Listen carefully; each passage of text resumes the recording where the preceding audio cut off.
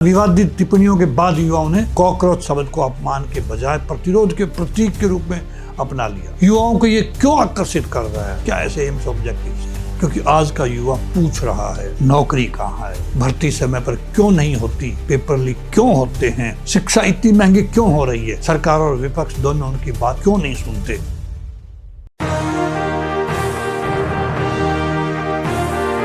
दिव्य नमस्कार, जय हिंद। आप देख रहे हैं सोल्जर वॉइस चैनल और आज के बहुत करंट टॉपिक लेके आया जिसपे पिछले एक महीने से मैं चर्चा सुन रहा हूँ न्यूज़पेपर्स पे, मीडिया में, टीवी चैनल्स के ऊपर। कॉकरोच, ये कॉकरोच तो आपको पता है घरों में होता था, गंदी नालियों में ये पैदा होता है, वहीं पे ये अपना कार्रवाई करता रहता है। मुझे ताज्जुब हुआ ये क्या नाम रखा, कौन है ये लोग। आज इसके ऊपर चर्चा करेंगे हम, एक एक डिटेल को माइन्यूटली आपके सामने रखेंगे हमारे दोस्तों। कॉकरोच जनता पार्टी है क्या? युवाओं का दोस्तों गुस्सा या भारत की नई राजनीतिक क्रांति लोग बोलते हैं इसको, जो बोलते वो मैं आपके सामने रख रहा हूँ। जब व्यवस्था सुनना बंद कर देती है दोस्तों, तब व्यंग आंदोलन बन जाता है। युवाओं की आवाज को दबाया जा सकता है लेकिन अनसुना नहीं किया जा सकता। हर पीढ़ी अपना आंदोलन पैदा करती है, जैसे जैन जी ने शायद अपना प्रतीक खोज लिया है अभी। नमस्कार मित्रों, पिछले कुछ सप्ताहों में भारत की राजनीति और सोशल मीडिया में एक नया नाम तेजी से उभरा है, कॉकरोच जनता पार्टी, सीजेपी। ये अभी कोई मान्यता प्राप्त राजनीतिक दल नहीं है, ऑनलाइन आंदोलन है जिसने लाखों युवाओं का ध्यान अपनी ओर आकर्षित किया है। मीडिया रिपोर्टों के अनुसार तो इसका नेतृत्व अभिजीत दिपके नामक युवा ने शुरू किया और देखते ही देखते ये सोशल मीडिया पर एक बड़े अभियान में बदल गया। इसकी शुरुआत क्यों हुई दोस्तों, ये इस पे भी हम जाएंगे।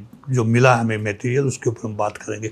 कहा जाता है कि बेरोजगारी, प्रतियोगी परीक्षाओं में अनियमितताओं, पेपर लीक, भर्ती में देरी और युवाओं की समस्याओं को लेकर बढ़ते असंतोष ने इस आंदोलन को जन्म दिया है। कुछ विवादित टिप्पणियों के बाद युवाओं ने कॉकरोच शब्द को अपमान के बजाय प्रतिरोध के प्रतीक के रूप में अपना लिया। युवाओं को ये क्यों आकर्षित कर रहा है? क्या ऐसा इससे इनके क्या ऐसे एम्स ऑब्जेक्टिव्स हैं? क्योंकि आज का युवा पूछ रहा है नौकरी कहाँ है, भर्ती समय पर क्यों नहीं होती, पेपर लीक क्यों होते हैं, शिक्षा इतनी महंगी क्यों हो रही है, सरकार और विपक्ष दोनों उनकी बात क्यों नहीं सुनते। इन्हीं सवालों ने इस आंदोलन को ऊर्जा दी है, ऐसा सुनने में आया है। संगठन की संरचना हाल ही में इस आंदोलन ने 3 प्रवक्ताओं की नियुक्ति की है और इसे अधिक संगठित स्वरूप देने का प्रयास किया जा रहा है। हालांकि अभी इसका पूर्ण संगठनात्मक ढांचा स्पष्ट नहीं है, लेकिन ये स्पष्ट है कि ये केवल मीम्स और व्यंग तक सीमित नहीं रहना चाहता, ये कुछ अलग करना चाहते हैं। इनके संभावित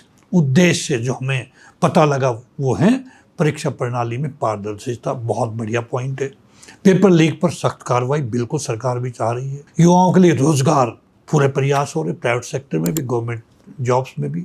शिक्षा में सुधार, एजुकेशन पॉलिसी 2020 सरकार लेके आई है, अभी इंप्लीमेंट हो रही, कुछ स्टेट उसको नहीं कर दिए। जवाबदेह शासन, यस बिल्कुल, अकाउंटेबिलिटी है, पीएम पोर्टल है, हर स्टेट के अंदर सीएम विंडो है, डिजिटल युग की राजनीति को नई दिशा देना, ये मुद्दे इसके समर्थन का आधार बन रहे हैं आज के दिन। क्या राजनीति को प्रभावित कर सकता है? बिल्कुल। भारत की लगभग आधी आबादी 30 वर्ष से कम आयु की है। यदि ये वर्ग किसी मुद्दे पर एकजुट हो जाए तो वे राजनीतिक विमर्श को प्रभावित कर सकते हैं, मेरा मानना है। लेकिन प्रभाव और सत्ता में अंतर होता है। सोशल मीडिया पर लाखों फॉलोवर होना और चुनाव जीतना दो अलग अलग बातें हैं। इसकी सबसे बड़ी चुनौती क्या है? विशेषज्ञों के अनुसार जमीनी संगठन का अभाव, स्पष्ट नीति, दस्तावेज की कमी, व्यंग से वास्तविक राजनीति की ओर संक्रमण, ग्रामीण क्षेत्रों तक पहुंच बनाना। भविष्य की रणनीति क्या हो सकती है इस संगठन की? राष्ट्रव्यापी छात्र नेटवर्क तैयार करेंगे ये, डिजिटल जनमत अभियान जो हमें सुनने में आया है, शिक्षा और रोजगार पर जन आंदोलन शुरू करेंगे ये, स्थानीय इकाइयों का गठन करेंगे, जनसभाएं और शांतिपूर्ण प्रदर्शन भी करेंगे। मीडिया रिपोर्टों के अनुसार तो दिल्ली में विरोध प्रदर्शन की योजनाएं भी बनाई गई हैं, बनाई जा रही हैं। भविष्य की दृष्टि, यह आंदोलन सफल हो या न हो, लेकिन इसने एक महत्वपूर्ण संदेश जरूर दिया है। भारत का युवा केवल वोटर नहीं बल्कि नीति निर्माण में भागीदारी चाहता है। यदि सरकारें युवाओं की समस्याओं का समाधान करेंगी तो लोकतंत्र भी मजबूत होगा। यदि समस्याएं अनसुनी रही तो भविष्य में और भी बड़े युवा आंदोलन उभर सकते हैं। कॉकरोच जनता पार्टी का भविष्य अभी अनिश्चित है, जो मेरा मानना है। ये क्षणिक सोशल मीडिया लहर भी हो सकती है और भारत में युवा राजनीति के नए अध्याय की शुरुआत भी। आने वाला समय तय करेगा कि आंदोलन इतिहास के पन्नों में एक मीम बनकर रह जाएगा या भारत की लोकतांत्रिक यात्रा में एक महत्वपूर्ण मोड़ साबित होगा। दोस्तों, युवा जब प्रश्न पूछना शुरू करते हैं तब लोकतंत्र और मजबूत होता है। रोजगार, शिक्षा और अवसर, यही किसी भी राष्ट्र की वास्तविक राजनीति का आधार होता है। भारत का भविष्य संसद में नहीं, पहले उसके युवाओं के सपनों में बनता है।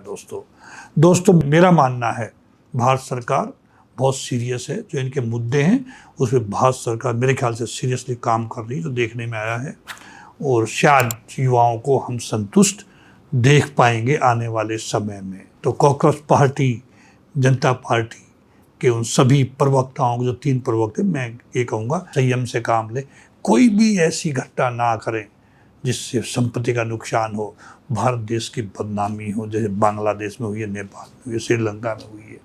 क्या हाल उन तीनों कंट्रीज का, भूखमरी के कगार पे आ गए हैं वो आज तीनों कंट्री।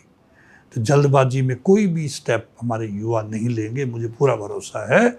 और हमें अपनी सरकार में, अपनी लीडरशिप में विश्वास करना पड़ेगा। आने वाले समय में हम देखेंगे। पूर्व सैनिक होने के नाते मेरा फर्ज बनता था कि ऐसा विषय भी मैं बिल्कुल एक एक परत खोल करके आपके सामने रखूं। इसी के साथ दोस्तों, नमस्कार, जय हिंद।